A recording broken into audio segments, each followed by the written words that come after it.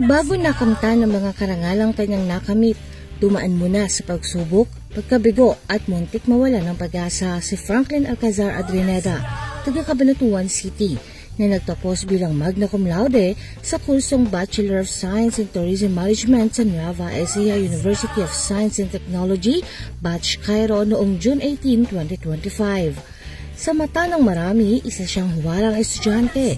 Pinarangalan siya ng Global Citizenship Award, International Research Publication Recognition at Leadership Award sa 3 sunod-sunod na taon.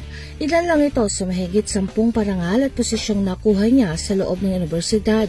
Ngunit sa likod ng tagumpay na ito, may kwento ng pagkadapa, pagkaligaw at muling pagbangon. Pagbabahagi ni Franklin sa kanyang Facebook post, mula sa pagiging salutatorian, unti-unti siyang lumubog sa rankings, nawala ng sigla, pinanghinaan ng loob at sa kalaunan ay tuluyang nawala ang tiwala sa sarili. Sa panibagong yugto ng kanyang buhay bilang senior high student sa Baguio, hindi lang hamon ng akademya ang hinarap niya, kundi pati ang mga personal na labang bumago sa kanyang direksyon, tulad ng bisyo, kagaya ng sigarilyo at alak at pagkawala ng layunin. Pero sa isang simpleng yes mula sa NUST, bumukas muli ang pinto ng pag-asa.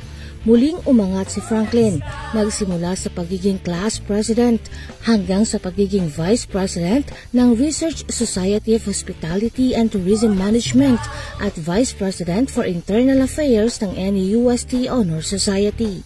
Sa bawat taon ng kanyang panunungkulan, lalong tumibay ang kanyang paninindigan at muling nabuo ang pagkatao.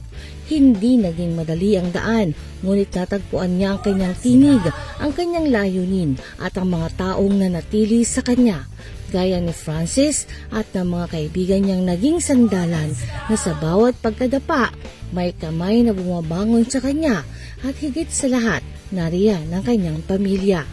Anya kung ano man ang nakamit niya ngayon o titulong nakuha, ang lahat ay dahil sa kanyang mga magulang na sina Belen Adrineda at Francisco Adrineda.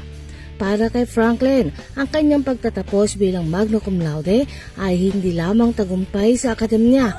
Ito ay kwento ng redemption, ng paghilom at ng pag-angat mula sa pinakamababang punto ng buhay. Isa siyang paalala na ang tagumpay ay hindi nasusukat sa perpektong record, kundi sa lakas ng loob na bumangon at magsimulang muli. Jovelyn Astero para sa Balitang Unang Sigaw.